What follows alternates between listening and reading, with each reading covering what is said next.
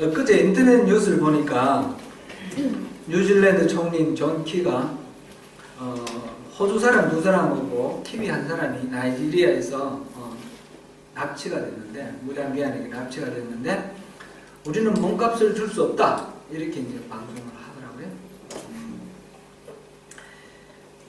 이번에 몸값을 주면 비슷한 환경에 있는 다른 나라에 있는 우리 키위들이 더 위험해진다. 그러니까 몸값을 줄 수 없다, 그런 말이었습니다. 우리 몸값을 오늘 몸값에 대해서 생각하는 건데, 2007년인가요? 한국이 완전히 난리가 난 적이 있죠. 분당 샘물교회 성도들이 아프가니스탄에 단기 선교를 갔는데 그 탈레반에게 납치되었습니다. 납치되어서 2명이 부목사님하고 청년 1사람하고 2명이 그때 피살되었고, 다른 사람들은 고생 실컷 하다가 이제 돌아왔는데, 밝혀지지는 않았지만, 공식적으로 밝히지는 않았지만 아마 많은 몸값을 주고 그렇게 풀려 나온 것 같습니다. 또 2010년을 전후로 해서 소말리아 해적들이 아주 이렇게 많이 발언을 한 그런 기억도 납니다. 우리 3호 주얼리호 인질로 잡혔는데, 우리 해군 청해부대 해군이 가서 구출해 왔어요. 선장이 총 맞고 그랬는데 구출해 왔는데, 소말리아 사람들이 이 해적질을 해서 수천억 달러를 번다고 그렇게 신문이 계속 나왔습니다. 그래서 세계 모든 나라들이 다 연합을 해서, 러시아, 미국, 프랑스, 독일, 우리나라 포함해서 일본 연합해서 해적들을 소탕하던 그런 기억이 납니다. 지금은 어떤지 모르겠어요. 아직도 해적이 있는지 없는지. 이런 뉴스에서 듣는 말, 몸값, 영어로 랜섬. 오늘 본문에서 예수님은 자신을 랜섬, 대속물로 주었다 그랬습니다. 성김을 받으러 온 것이 아니라 성기로 왔고, 많은 사람들을 위해서 대속물로 주려 했다, 이런 말씀하셨습니다. 이것을 우리는 대속물 또는 속전, 이렇게 말합니다. 속자가 한자를 보면 우리가 이해가 되는데, 이 조개패변이거든요. 조개패변. 속자가 돈으로 뭔가 한다라는 얘기입니다.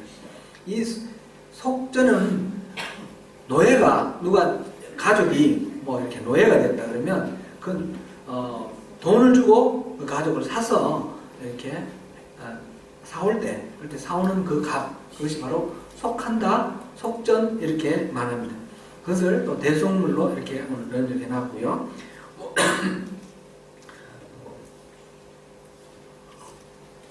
몸값을 지불하고 노예 상태에 있는 사람을 풀어오는 것, 이거를 말합니다. 대속.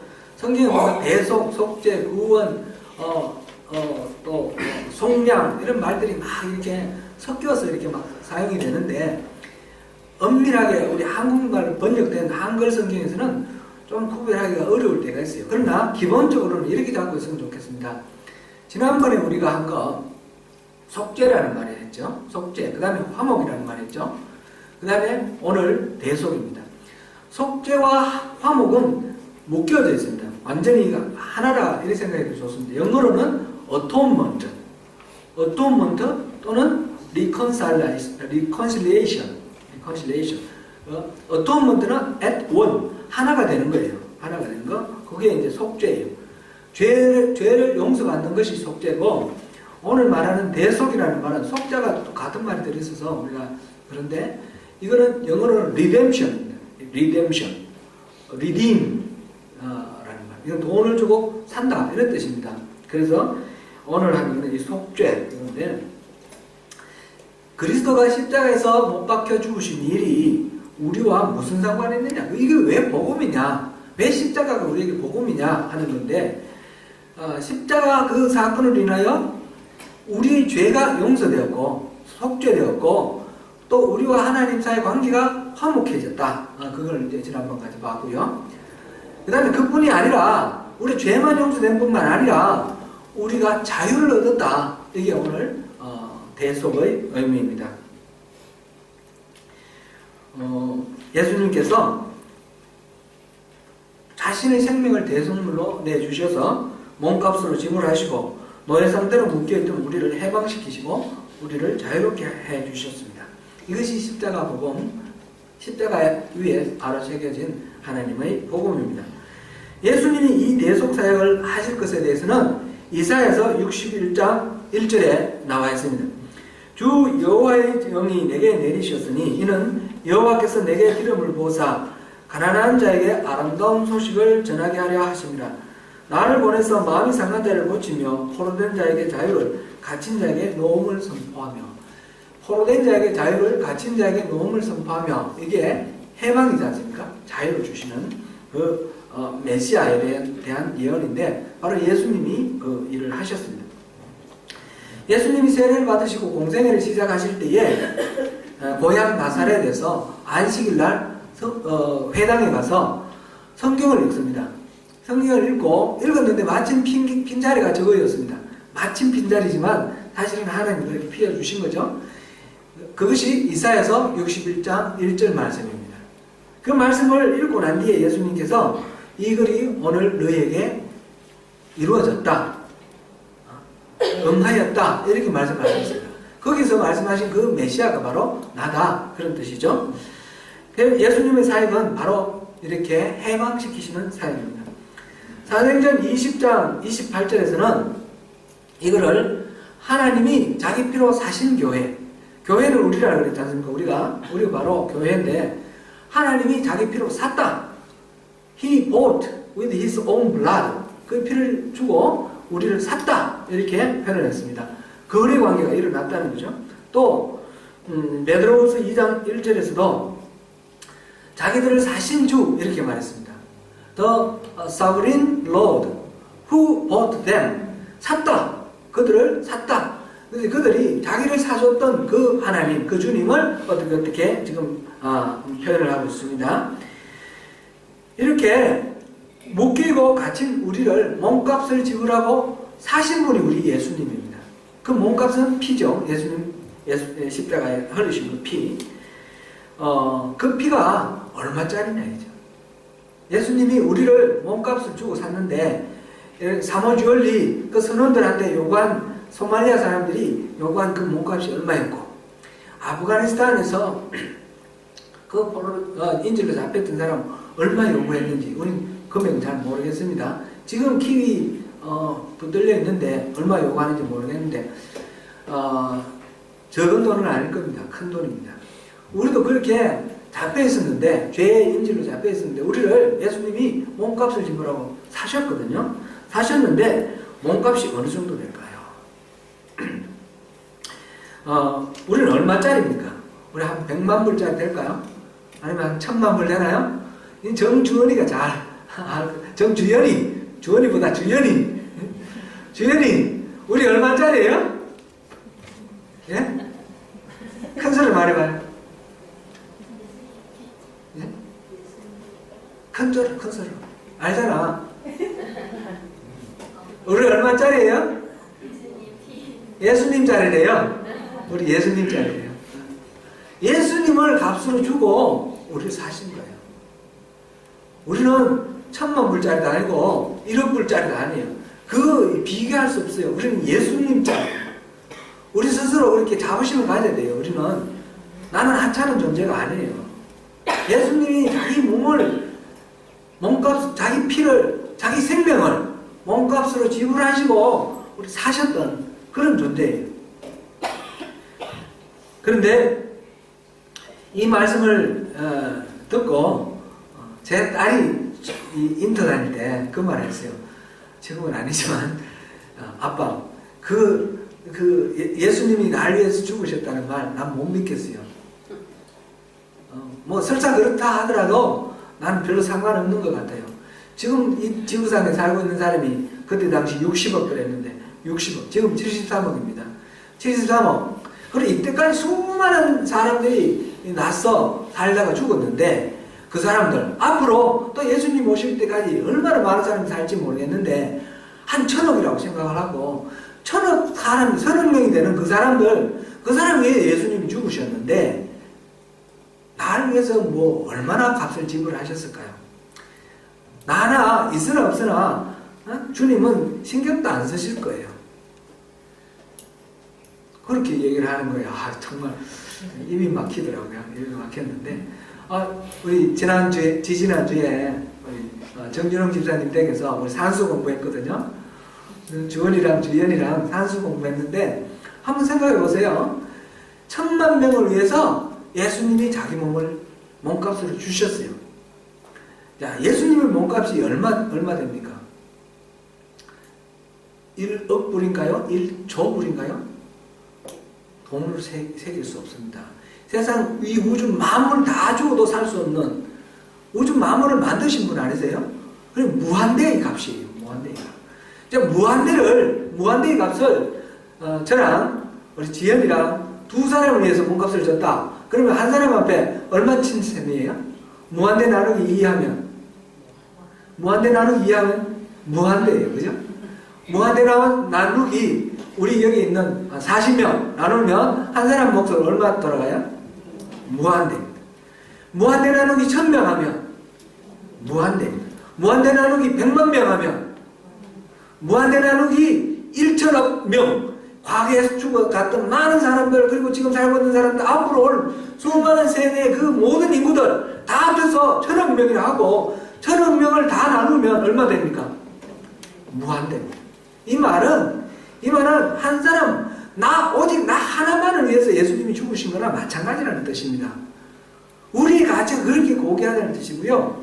주님의 희생이 그렇게 우리에게 절실하다는 뜻입니다. 남 얘기가 아니고 그냥 나는 그 수많은 사람 중에 먼지처럼 의식도 안 되는 그런 존재가 아니라 하나님은 나만 보고 나 하나만을 위해서 희생을 하셨다는 겁니다. 이것을 믿으시길 바랍니다. 아멘. 우리는 예수님 자리입니다. 예수님은 나 하나만을 위해서 십자가를 지셨습니다. 그러면 예수님이 값을 주시고 사신 것은 뭡니까? 돈을 줬으면 받는 뭐가 있어야 되겠죠? 이 받는 것이 바로 죄와 사탄과 죽음과 율법의 노예 상태로 있던 우리입니다. 우리 노예 상태로 있던 우리를 값주고 사셔서 우리를 해방시키셨습니다. 그래서 예수님은 자기의 목숨을 대속물 몸값 이렇게 랜섬 이렇게 일컬으셨습니다. 이 구속의 결과는 바로 노예였던 우리가 자유인이 되는 것입니다. 자유로운 영혼, 그래서 하나님 나라의 백성으로 우리가 이 땅에서 자유롭게 살아갈 수 있는 것입니다. 억압과 모든 얽매임, 묶여있는 사슬들 다 끊어버리고 노예가 아니라 하나님 허락하신 그 자유, 그것을 누리며 살아가는 하나님 나라의 백성입니다. 우리는 존재가 바뀌었습니다. 예전에는 노예였는데 이제는 자유민입니다. 예전에는 세상 백성이었는데 이제는 하나님 나라의 백성입니다. 그러면 우리가 받게 된 이 자유, 우리가 누리게 된 자유는 무엇인지 여러 가지로 수도 없이 말할 수 있지만 대표적인 걸 4가지만 우리가 얘기를 한번 나눠보겠습니다. 첫 번째로는 죄로부터의 자유입니다. 이게 가장 핵심입니다. 요한복음 8장 34절 36절입니다. 같이 한번 읽어보겠습니다. 예수께서 대답하시되 진실로 진실로 너희에게 이르노니 죄를 범하는 자마다 죄의 종이라. 그러므로 아들이 너희를 자유롭게 하면 너희가 참으로 자유로우리라. 아멘. 우리는 이전에 죄의 종이었습니다. 그런데 아들이 우리를 자유롭게 해 주십니다. 예수님의 속죄, 이 죄의 해결은 3가지 단계가 있는데 예수님이 죄값을 지불하는 게 있습니다. 죄에 대해서는 죄를 저지르면 반드시 벌을 받아야 되는데 그 죄값을 치르는 것을 지난번에 말했던 속죄라고 얘기합니다. 속죄는 과거의 죄에 대한 값입니다.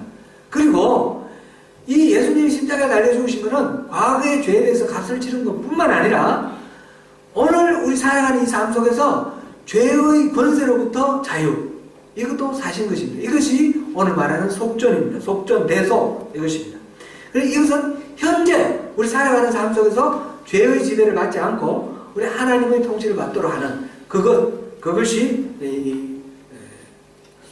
속죄, 대속, 이 대속입니다. 그 다음에 죄의 권세뿐만 아니라 이 죄는 나중에 예수님 다시 오실 때 새하늘 새 땅에서는 죄가 존재하지 않게 됩니다. 죄 자체, 죄의 존재 자체가 없어지는 그런 죄로부터의 자유, 이것이 있습니다.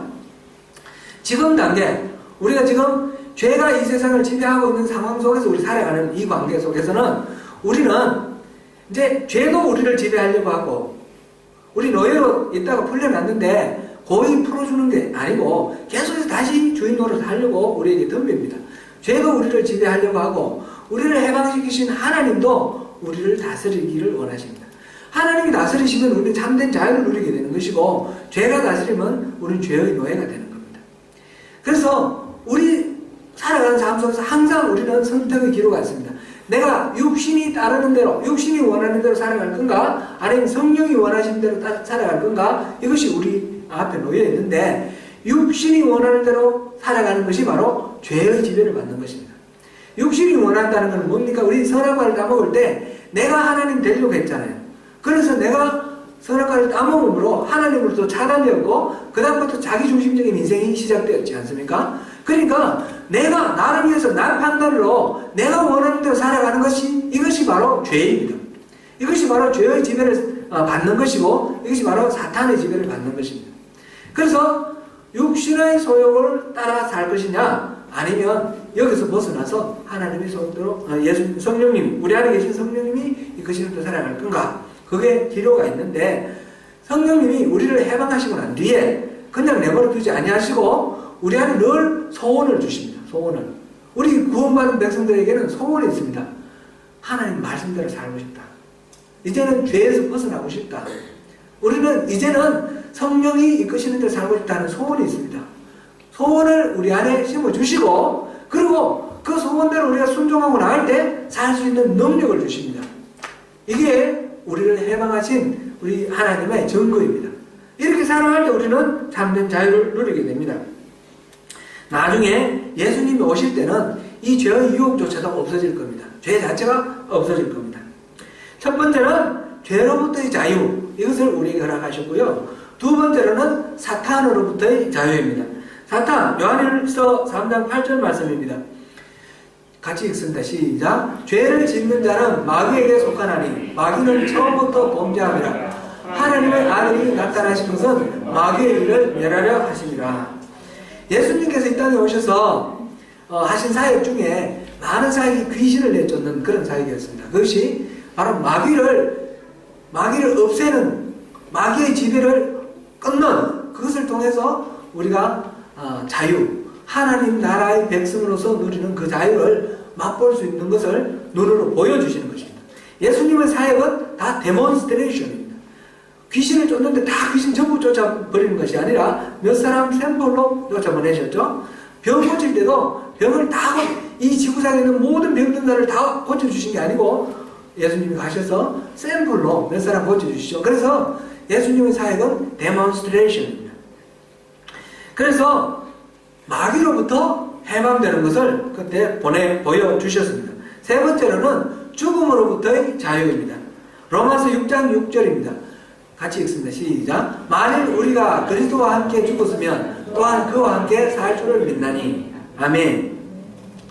우리가 예수 그리스도의 십자가 못 박히신 그 복음을 우리가 받아들이고 진정으로 받아들이고 나를 십자가에 못 박으면 난 죽고 끝나는 것이 아니라 예수님의 부활과 함께 나도 부활합니다. 이것이 우리의 죽음으로부터의 자유를 허락하시는 하나님의 은혜를 누리는 방법입니다. 그리스도의 부활로 우리는 죽음의 세력으로부터도 자유하게 됐습니다.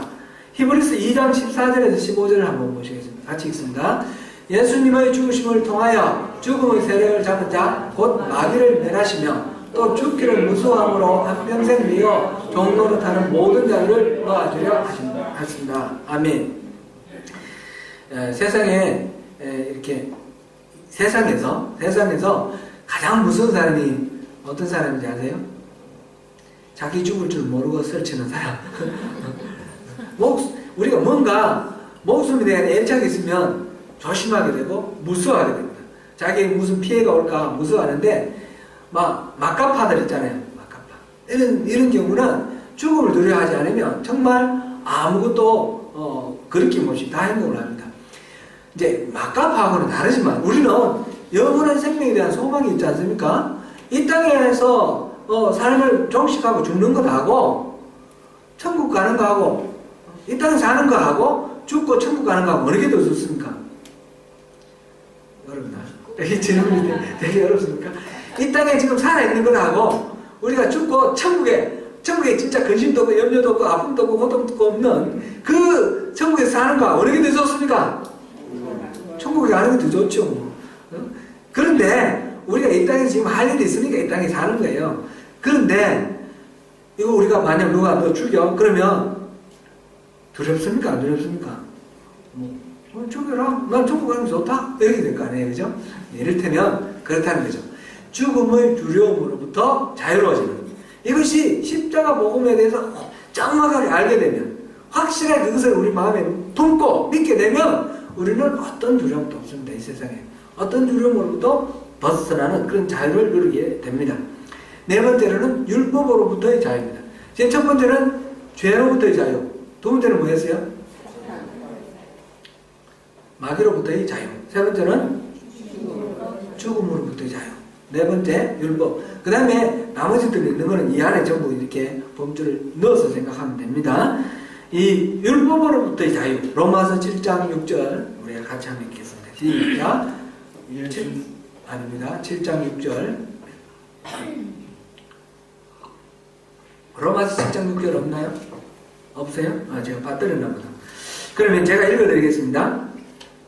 이제는 우리가 얽매였던 것에 대하여 죽었으므로 율법에서 벗어났으니 이러므로 우리의 영의 새로운 것으로 섬길 것이요 율법 조문의 묵은 것으로 아니할지니라. 우리는 얽매였던 것에 대해서 죽었습니다. 그래서 율법에서 벗어났습니다. 예수님이 십자가에 달려 죽으심으로 율법으로부터도 자유합니다.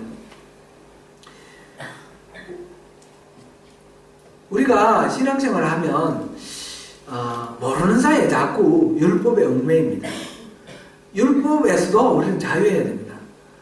이거 우리 잘 이해를 해야 되는데 우리 주일날 예배하러 오실 때에 혹시 이런 마음으로 예배하시면 안 됩니다. 이거는 제가 첫 번째 다섯 번 설교할 때 제가 말씀을 드렸던 것입니다. 혹시 예배를 맞들여서 이렇게 놀러 가거나 하면 하나님이 노하셔서 교통사고가 난다든지 다리가 부러진다든지 혹시 보복을 받을까 겁이 나서 주일은 꼭 내가 지켜야지. 내가 11조를 헌금을 안 하면 하나님이 노하셔서 내가 하는 어떤 사업에 이 막히게 해서 내가 망하게 한다든지 이렇게 될까봐 무서워서 이렇게 11조를 하는 것. 이런 것들은 하나님의 성품하고 상관없는 거예요. 이게 바로 율법에 얽매이는 신앙생활입니다. 예배는 하나님 만날 설렘으로 하나님 사랑하니까 그렇게 오는 것이지 참석해야 되기 때문에 오는 의무감에서 오는 것은 바른 예배가 아닙니다. 하나님을 섬기고 봉사하고 헌금하는 것은 우리의 모든 것들이 우리가 가진 재물, 우리가 누리는 모든 시간, 생명 이것이 다 하나님 겁니다라는 우리의 신앙 고백인 것입니다. 하나님 감사합니다. 그래서 우리가 그것을 하나님께 드리는 것이지 이거 안 드리면 하나님 나 뭘 줄까? 이거는 율법주의입니다. 예수님께서는 안식일날 굳이 병자를 고치셨습니다. 왜 그랬습니까? 이 유대인 중에 율법을 가장 열심히 잘 지키기로 소문난 바리새파 그 사람들을 예수님은 가장 많이 질책을 하셨습니다. 그것은 율법을 주신 하나님의 의도하고 다르기 때문에 그렇습니다. 율법은 죄를 깨닫게 하는 것이고 하나님의 은혜를 구하게 하기 위해서 율법을 주신 것인데 그 율법을 지켜서 열심히 지켜서 하나님을 감동시키고 그래서 하나님이 내가 원하는 것을 하시도록 그렇게 하나님을 부려먹으려고 그렇게 생각하니까 이거는 하나님을 망령되이 여기는 겁니다. 오히려.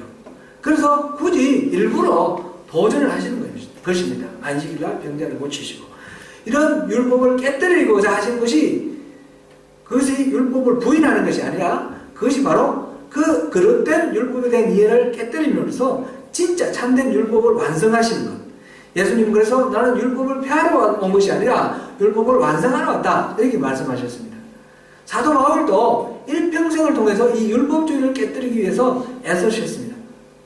갈라디아서에 보니까 그 율법을, 예수를 믿어도 율법을 지켜야 된다, 할례를 받아야 된다, 안식일을 지켜야 된다, 이렇게 가르치는 그런 사람들을 향해서 그런 다른 복음은 없다, 만약 그런 것을 전한다면 그런 복음, 다른 복음을 전하는 사람은 저주를 받아 마땅하다, 이렇게 말했습니다. 바울 사도의 일생은 바로 이 율법주의와의 싸움이다, 이렇게 말해도 좋습니다.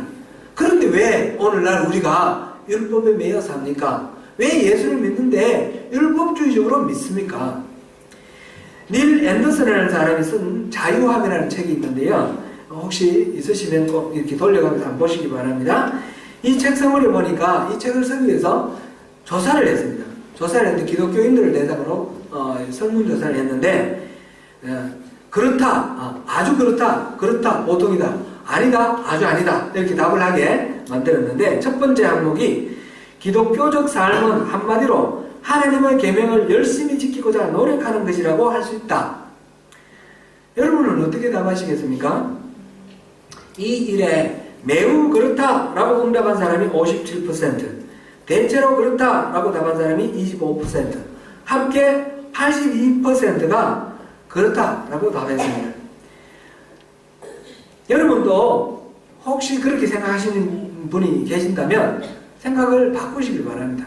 우리 신앙의 고정관념을 깨야 할 것이 너무너무 많은데 이것도 마찬가지입니다. 그것은 많은 신앙이 아닙니다.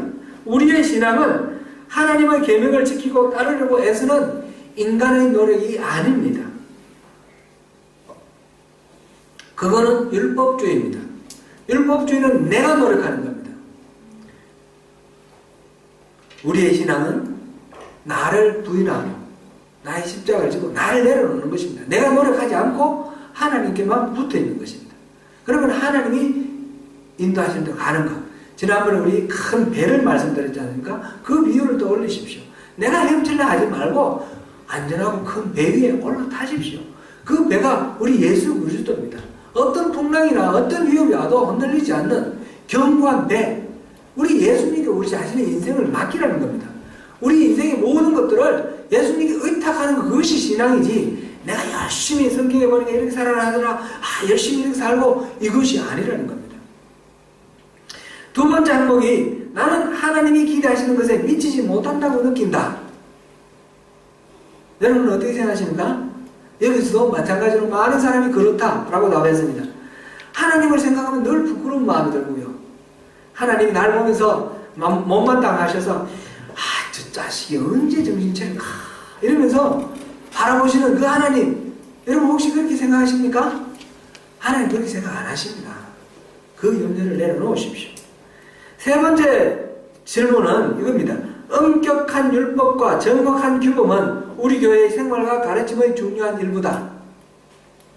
엄격한 율법과 정확한 규범은 우리 교회의 생활과 가르침의 중요한 일부다. 우리 교회에서 목사가 설교하고 또 성경 공부하고 하면서 가르치는 것이 성경 말씀대로 엄격하게 살아가는 그런 것인가요? 이 말도 맞는 말 같지만 아닙니다. 앞으로 이 부분을 우리가 좀 더 집중적으로 살펴볼 텐데요. 우리는 끊임없이 우리를 죄의 책감에 몰아넣고 우리를 율법에 얽매이게 만드는 그런 가르침, 그런 가르침은 바른 가르침이 아닙니다. 율법은 죄를 깨닫게 하지만 죄를 이길 힘과 능력을 주지 않습니다. 예수님은 진리가 우리를 자유케 할 것이다 그랬습니다. 우리가 참된 진리를 깨닫게 되면 우리는 자유해지는 것입니다. 다섯 번째 이 질문인데, 다섯 번째 마지막 항목인데, 우리 교회에 다니는 사람들은 외모나 직업과는 상관없이 무조건 사랑받고 용납된다. 어떻게 생각하십니까? 그렇다? 아주 그렇다? 그렇습니까? 아니면 아니다입니까? 우리 자신이 그렇게 용납을 하십니까? 우리가 교회입니다. 크라이스트 처치에서 여러 가지 얘기가 있지만 한 가지가 떠올라서 말씀드립니다. 교회에서 청년부 모임에 어르신들 이렇게 와서 간증하는 그런 시간을 한 달에 한 번 뭐 이렇게 넣었습니다. 어떤 어르신이 오셔서 청년들에게 간증을 하시고 그 다음에 청년들에게 부탁을 하신 거예요. 머리에 물들이지 마라. 예배 시간에 모자 쓰고 있지 마라. 이 스마트폰 만지지 마라. 그런 말씀을 하셨는데 그 다음 주에 청년들이 반으로 줄어버렸어요.